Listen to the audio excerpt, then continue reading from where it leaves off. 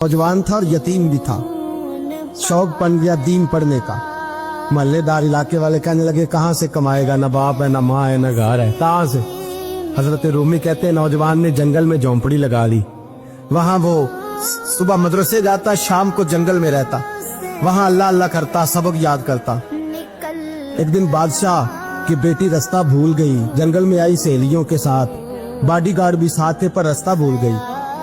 खोती खोती शाम हो गई, ऐसी खोई कि जब रात गहरी हो गई तो आके उस नौजवान के पास रुकी और चिल्लाने लगी।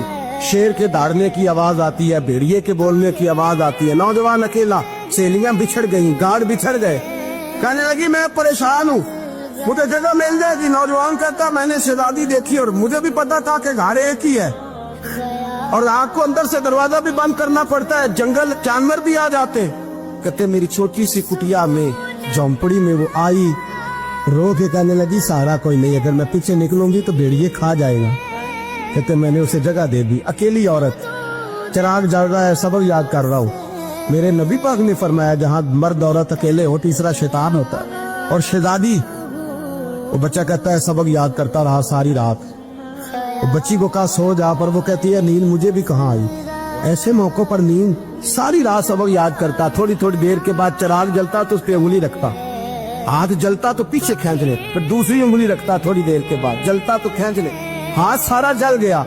सुबह किरणें चमकी तो कहने लगा चल निकल जा, दौड़ जा, बस बड़ा सब्र का इम्तिहान हो गया, चली जा। शहजादी बाहर निकली, सिपाही ढूंढ रहे थे। बादशाह खुद जंगल में निकला हुआ था, मेरी बेटी मिल गई। बादशाह तन्हाई में जाके कहने लगा बेटा मैं दुनिया को बताऊंगा कि मेरी बेटी खोई नहीं थी, सिपाही साथ ही थे। ये बड़ा मुश्किल होता है, बेटी तो भूल के भी रात कहीं रह पड़े तो लोग जीने नहीं देते, तो बेटा मुश्किल हो जाएगा मेरे लिए। कहाँ थी? उसने कहा नेक नौजवान के पास। उसने कहा बेटा मैं तो तेरी बात मानूंगा पर दुनिया नहीं मानेगी। अगर उस नौजवान ने किसी को बता दिया कि तू उसके पास थी